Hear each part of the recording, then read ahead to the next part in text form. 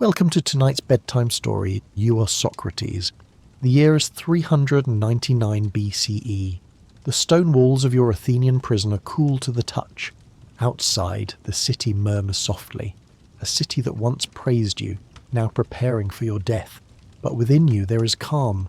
The hemlock has not yet been brought, and until it arrives, there is time to think, to speak, to remember. If you enjoy stories like this, leave a like and let us know in the comments where in the world you're listening from and what time it is over there. We'd love to hear from you. Now, breathe deeply, let the torches flicker and the dust of ancient Athens settle in your mind. You're 5 years old and the world already sings with questions. The year is 470 BCE. The city of Athens is strong and growing, its walls rising with the pride of a people who have resisted the Persians and survived. But you, Socrates, are small, barely tall enough to reach the edge of your father's stonework bench, and yet your mind is already restless. Your father, Socrates, is a stonemason. His fingers are rough, his face calm, his words few. He shapes statues from cold, unyielding marble, coaxing gods and warriors from blank rock with quiet patience. You watch him work in the courtyard, sunlight glinting off white dust that settles into the lines of his skin. He hands you a small chisel one morning. Your first. You grip it tightly, eager to create. But after only a few strikes, you stop. The stone is hard and you feel something deeper stirring. Not the desire to shape forms, but to understand why they must be shaped at all. Your mother Finerete is a midwife. Her hands are softer, but no less sure.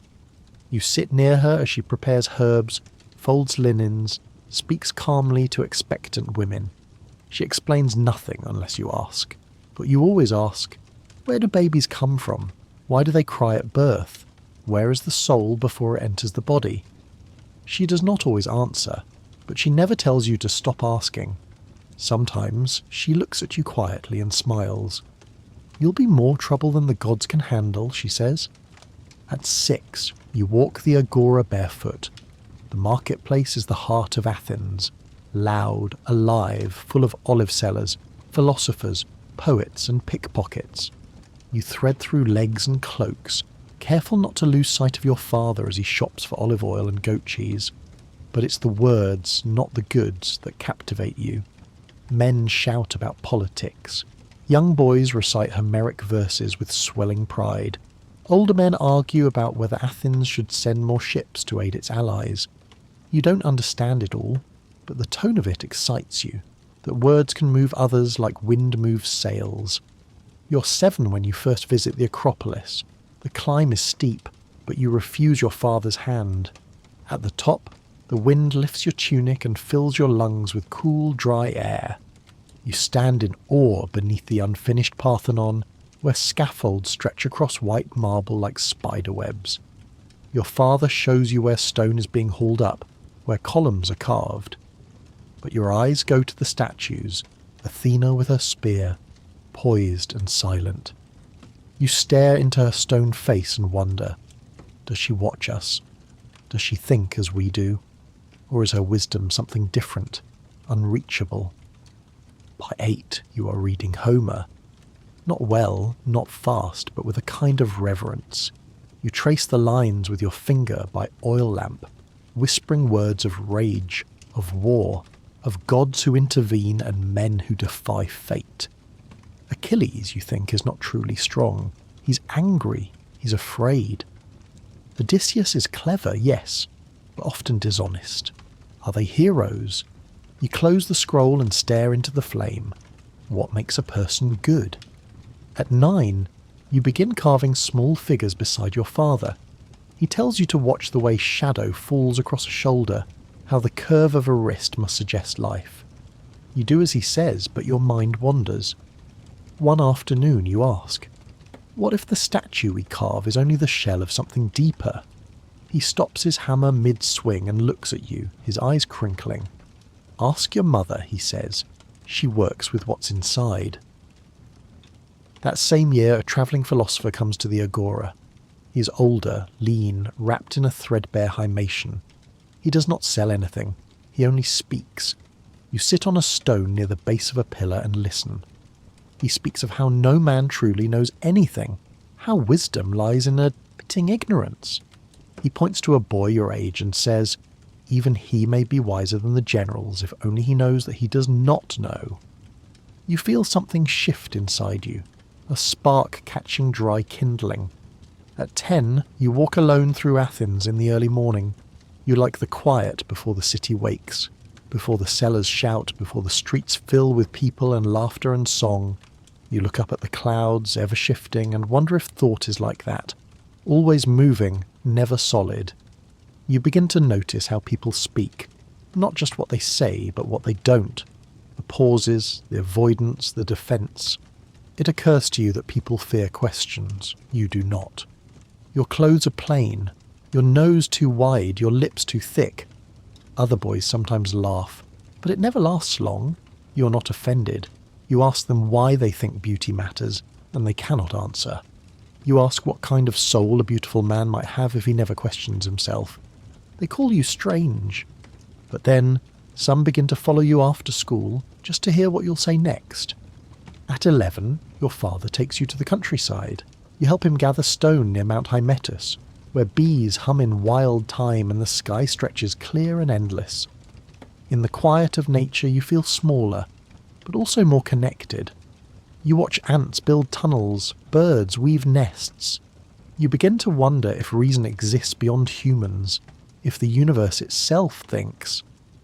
At 12, the Peloponnesian War has not yet begun, but the air in Athens is restless. You hear men argue more violently. Some speak of Sparta's arrogance, others of Athenian pride. You sit in on conversations you don't fully grasp, but you note how reason gives way to emotion when fear enters a man's chest. You wonder if courage is not the absence of fear, but the ability to think clearly through it. You begin asking your own questions aloud, in the agora, in the workshop, at the dinner table. Can something be true and still hurt people? Is it worse to lie to someone or to yourself? Do the gods change their minds? Some adults grow annoyed, others intrigued, but your mother never stops encouraging you. You are helping people give birth to their own thoughts, she says one night, wiping her hands after a long delivery. You hold on to that idea that maybe you're not teaching, just midwifing. By 13 your hands are stronger. You can hold a hammer properly, lift blocks without help. But your mind is something else entirely. It feels too large for your body. You wake at night thinking about justice, about death, about how a person knows what is good. You wonder if there is such a thing as an eternal truth, or if everything shifts like sand in the wind. That winter, you stand before a cold hearth and watch your breath cloud the air. You're not afraid of death. You're afraid of ignorance, of a life unquestioned, unexamined, wasted. You whisper to yourself, I must always ask why. Not because you expect answers, but because the questions themselves are sacred. And so you grow, not into a warrior or a poet or a tradesman, but into a seeker. You walk among the marble and dust of Athens, under the sharp Attic sun, and every person you pass is a new mystery. You do not aim to defeat them in argument, only to discover whether their ideas can stand. You are Socrates. And even now, in your youth, the city listens more closely when you speak.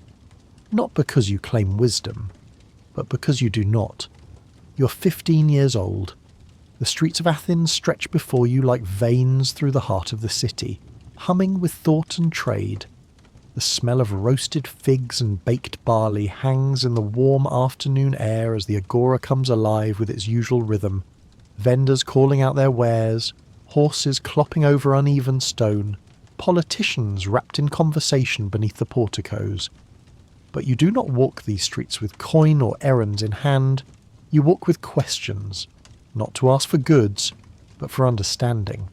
To see not just how Athens moves, but why it moves the way it does. You no longer trail behind your father on errands or your mother during deliveries. You move alone now.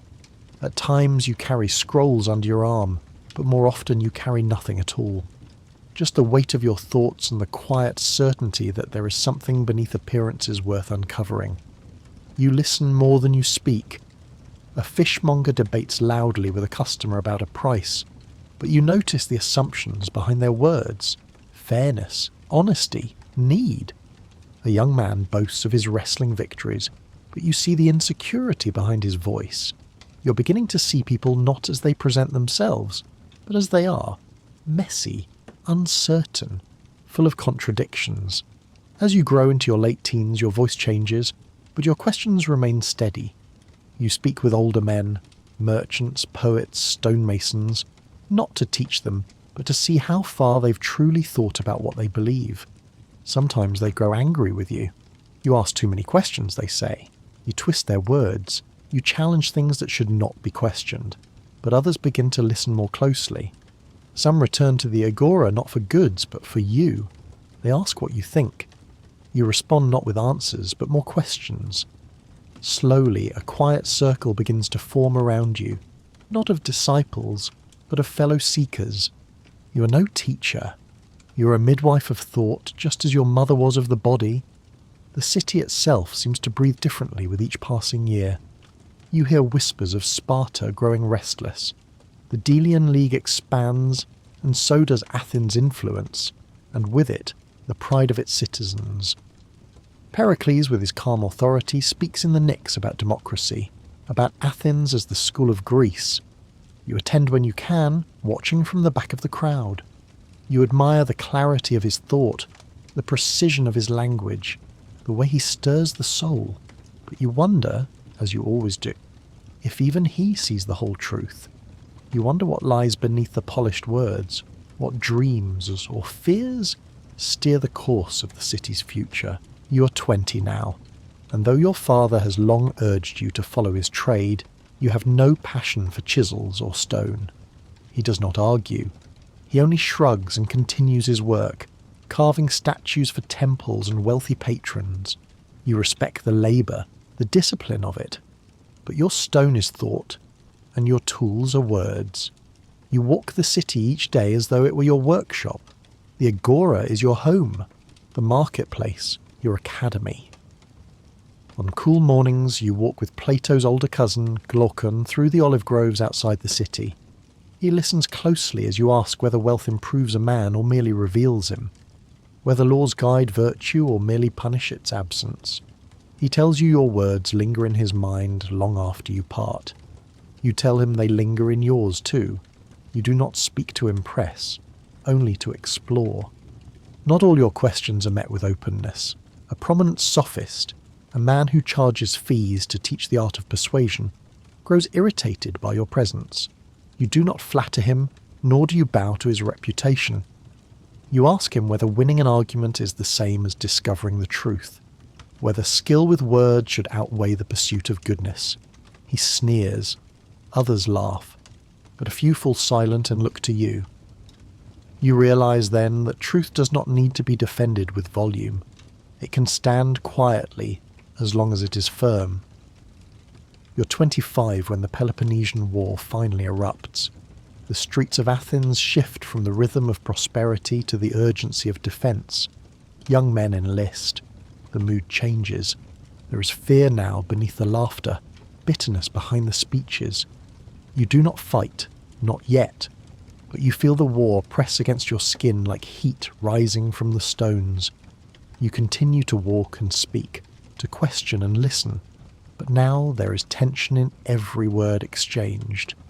Patriotism becomes a sword, and any question that dares challenge the city's righteousness is seen as treason. Still you persist. You ask how courage is measured, whether by action or intention. You ask if justice can survive fear.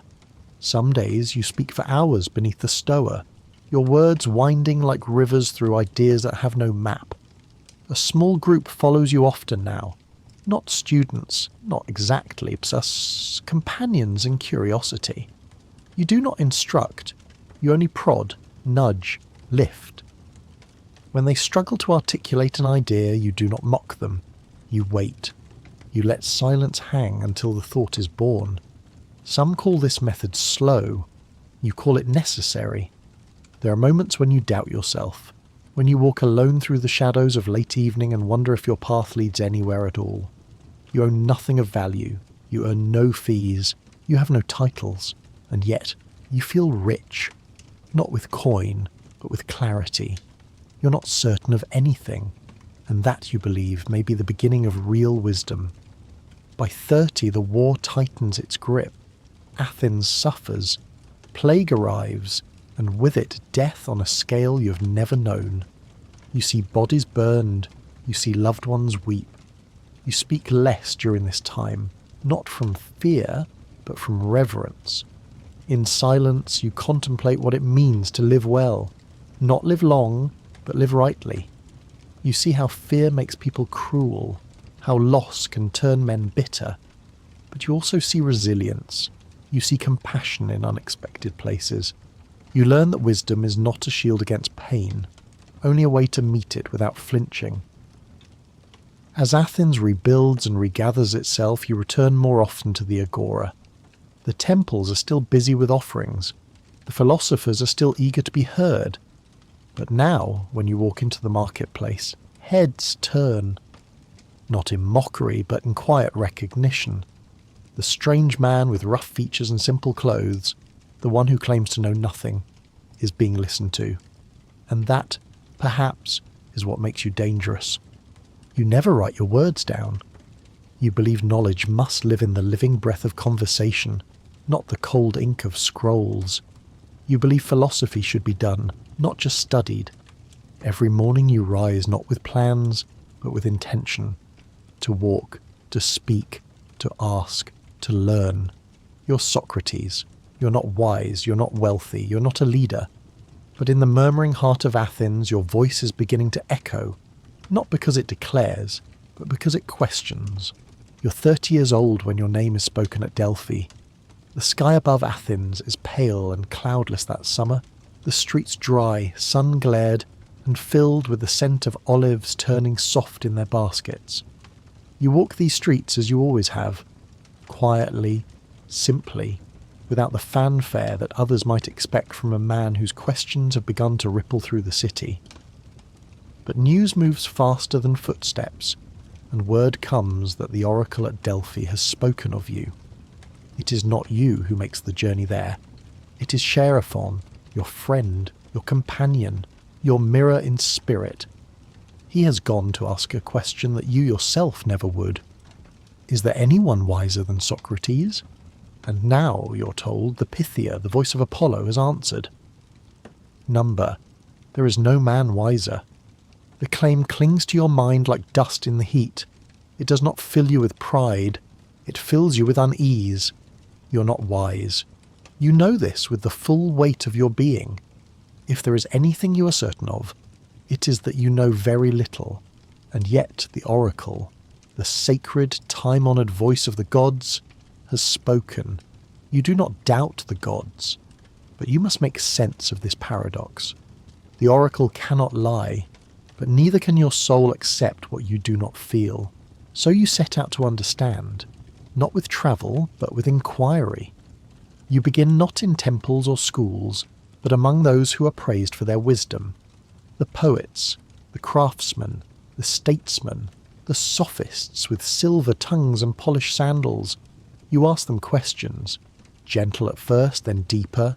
You ask what justice is, what courage means, what makes a man good, and what you find, again and again, is that they speak as though they know.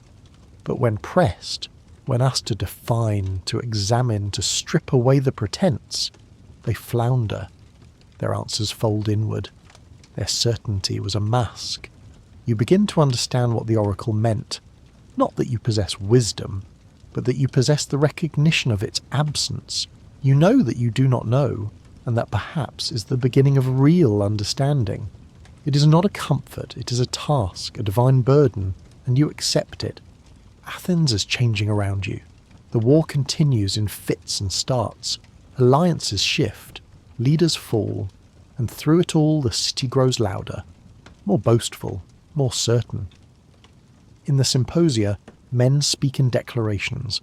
In the assembly they thunder with conviction. But when you listen, you hear fragility.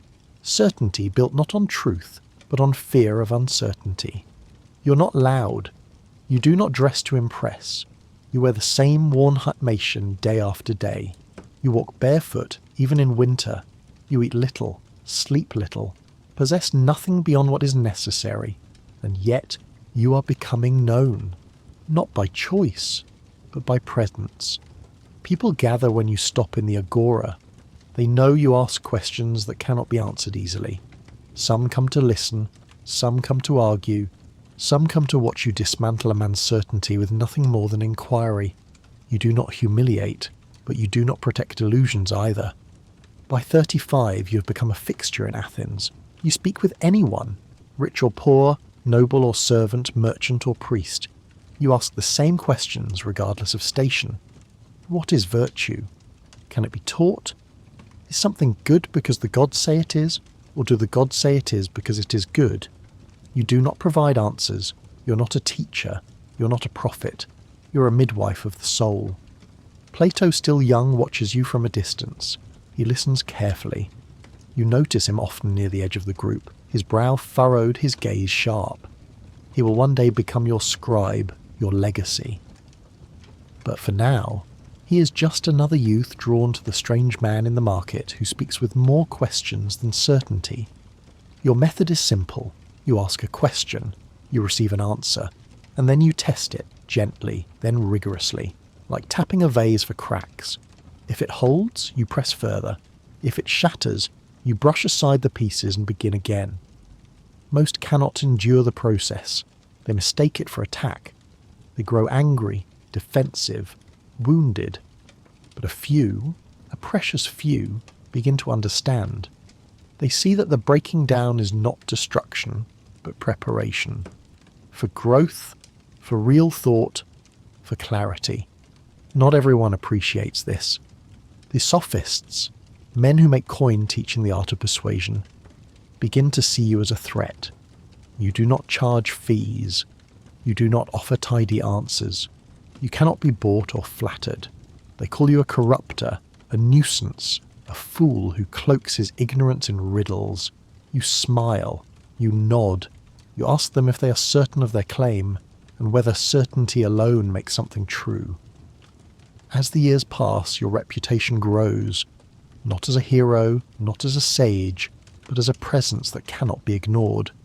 You're invited to more gatherings now, private symposia in shaded courtyards, discussions under oil lamps deep into the night.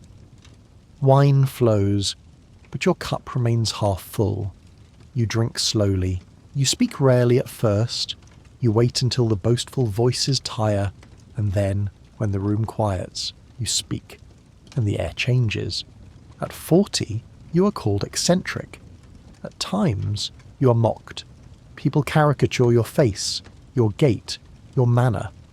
But even as they laugh, they cannot dismiss you, because beneath your strange appearance lies something undeniable, a mirror they cannot look away from. You do not flatter. You do not condemn. You only hold up the question and let them see themselves in the answer. The city is uneasy now. The war grinds on. Death comes not only from blades but from within, from plague, from betrayal, from the erosion of ideals. Democracy begins to show its fragility, and in this your presence becomes more unsettling. You remind people that certainty is not truth, that power is not virtue, that the unexamined life is not worth living, and so you continue, not out of pride or rebellion, but because the oracle spoke, and you believe the gods do not speak lightly.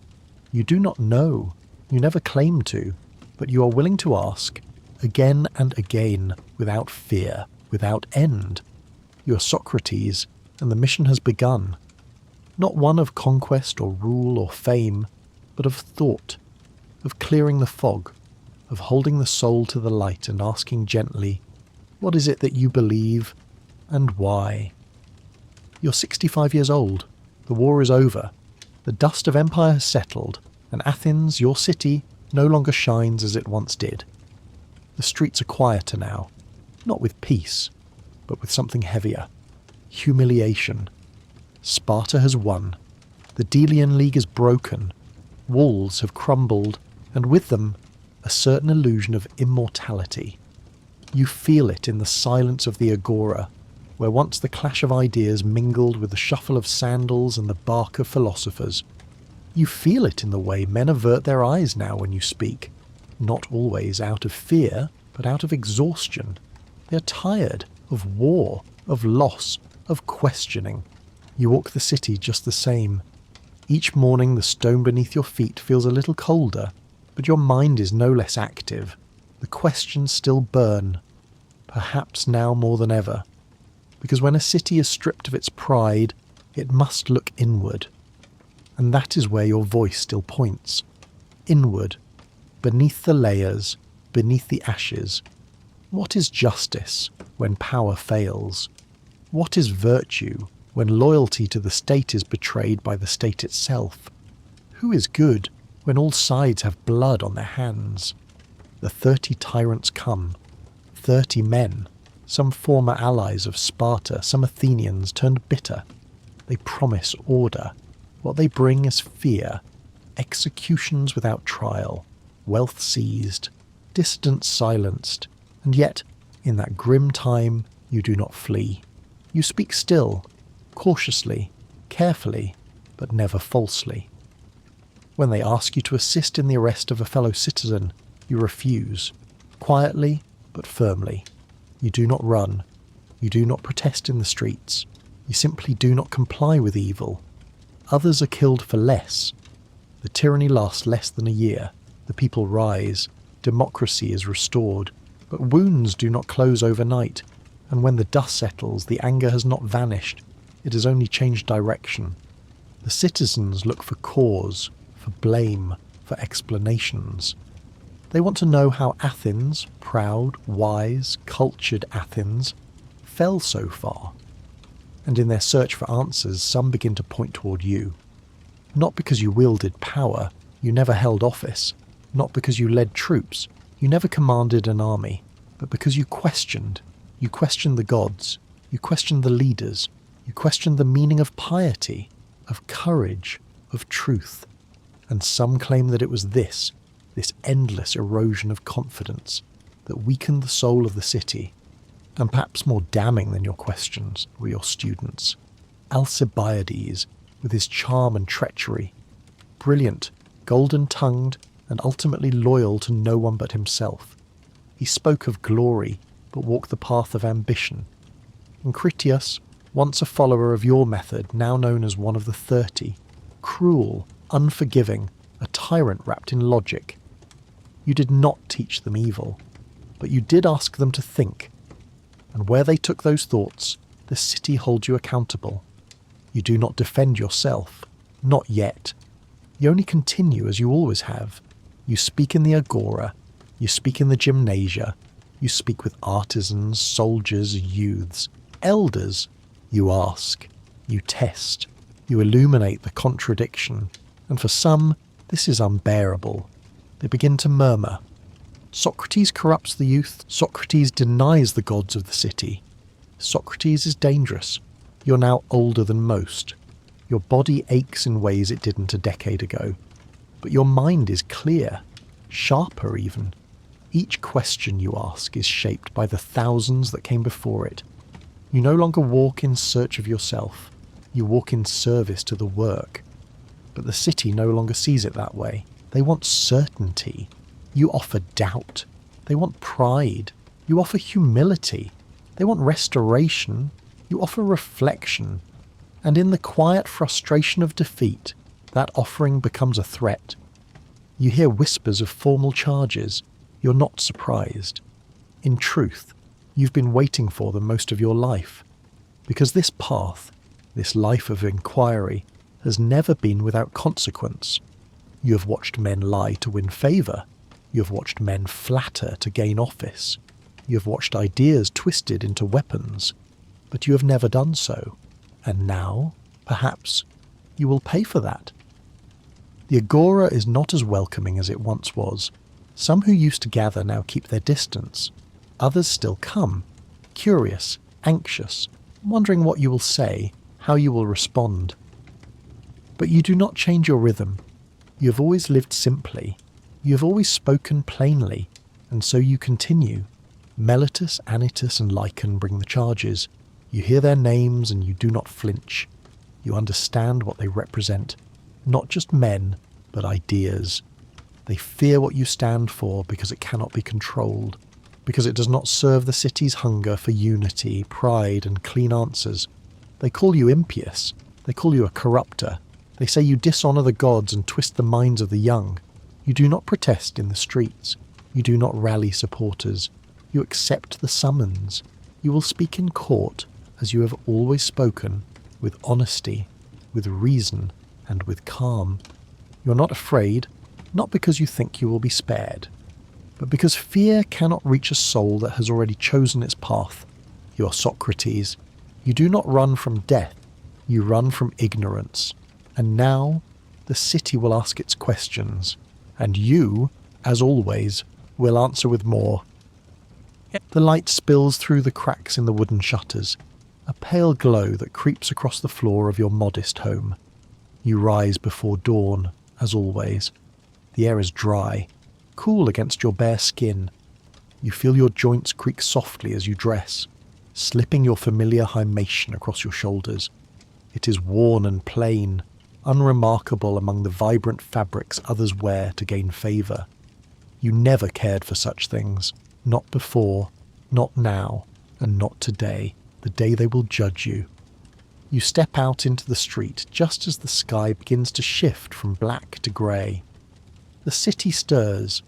You know these stones beneath your feet. You have walked them for decades, from the agora to the gymnasium, past temples and workshops and the porticos where voices once rose in laughter and debate. Today, those voices are hushed. You make your way toward the Heliaia, the great court of Athens, where 501 citizens have been chosen by lot to hear your case. You do not rush. There is no need. You have waited for this day without fear. You believe in the gods. You believe in Athens. You believe in truth. And if these three things no longer speak the same language, then it is not you who must answer for that. Men gather in the forecourt, their eyes flicking toward you as you pass. Some nod. Some look away, some whisper. You do not return their glances. Your thoughts are steady. You have spent the night in peace, not in worry, not in rehearsal. You have nothing prepared but what is true. The soul does not require performance, it requires clarity. Inside, the court is already filled. Your accusers stand to one side. Meletus, young and sharp with a face that rarely bends in warmth. Anytus, a powerful man of influence, bruised by your criticism of democracy and resentful of your questions. Lycan, the orator, whose voice sways crowds. They speak first. They say you do not believe in the gods of the city. They say you introduce new divinities. They say you corrupt the youth, that your questioning leads them away from piety, from tradition, from loyalty. Their words are practiced, passionate. They point to the unrest in the city, the moral decay, and draw a line from it to you. They summon fear, not reason. You stand calmly as they speak. You do not interrupt. You watch their faces, not with contempt, but with curiosity. You wonder whether they truly believe what they say, or whether this is convenience, a theatre of accusation to rid the city of an uncomfortable presence. When it is your turn, you do not shout. You do not beg. You speak plainly. You tell them you are not a teacher. You do not claim wisdom.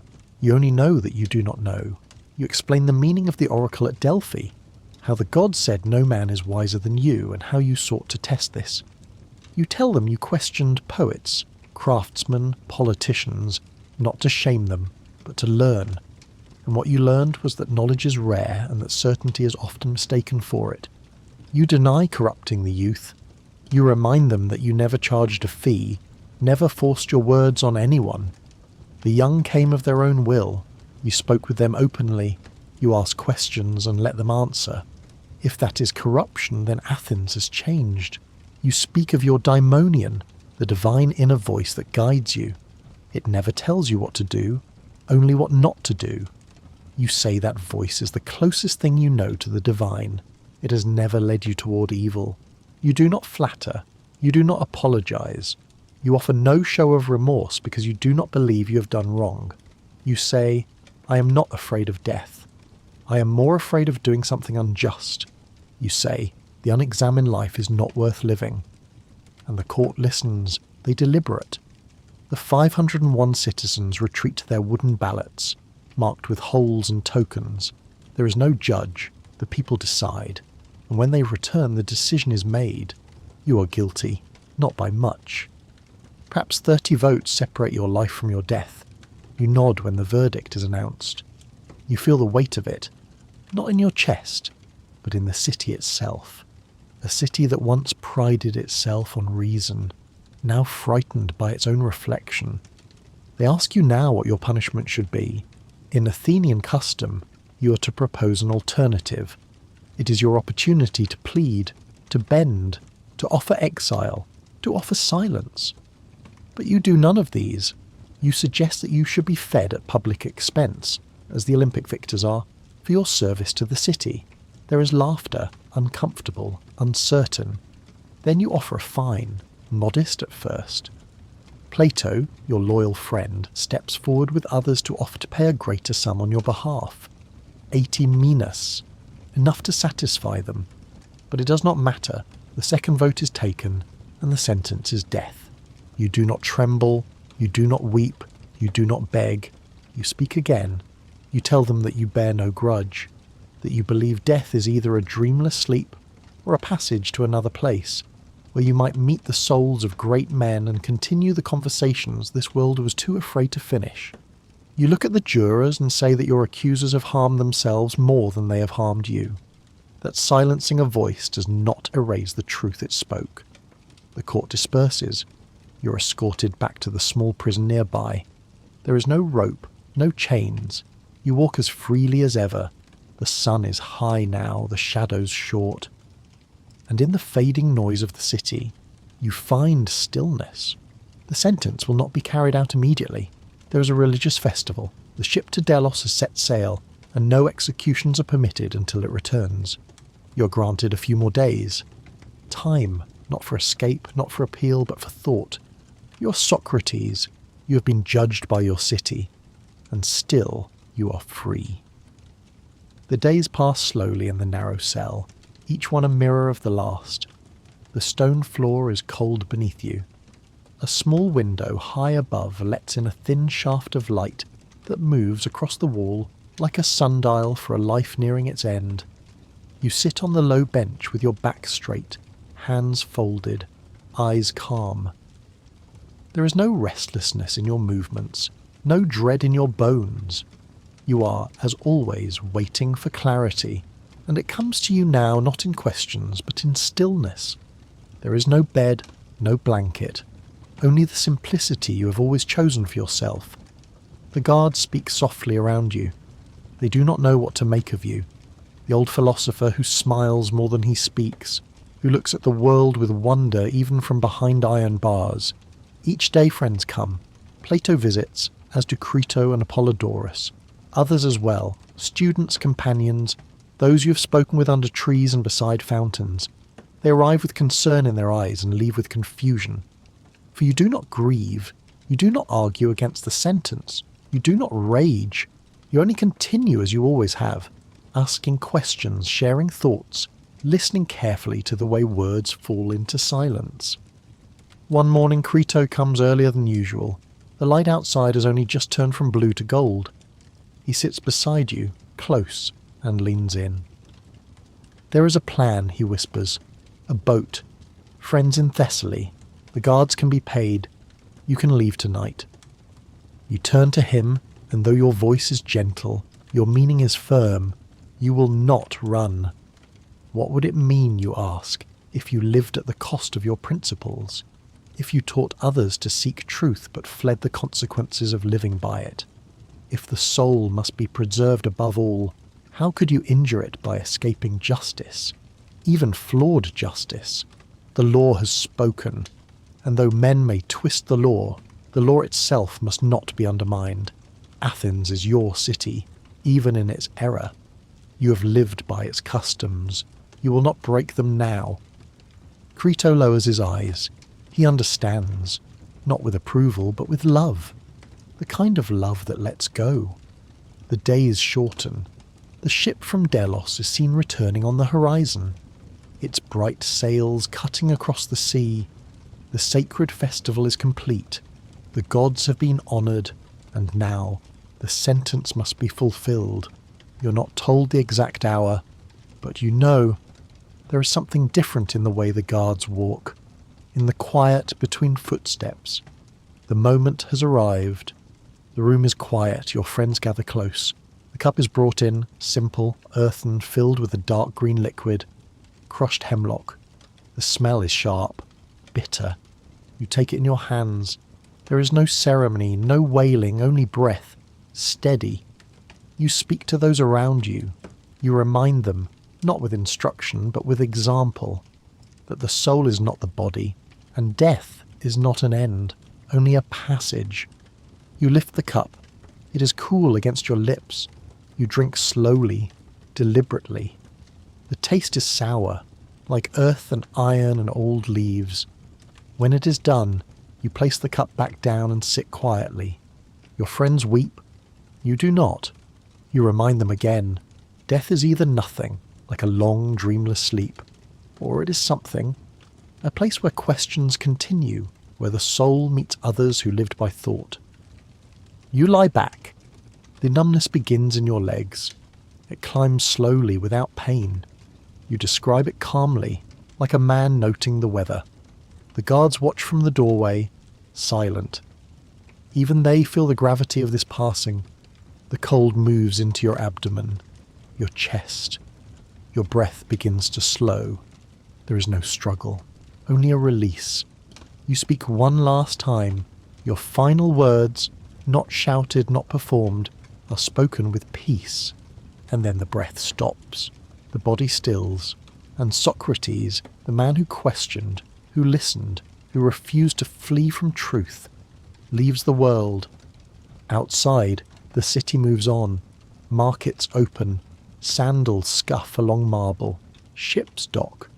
The world does not pause. But in the hearts of those who stood beside you, and in the minds of those who listened, and will listen, something has changed. An examined life has ended, and its echo has only begun.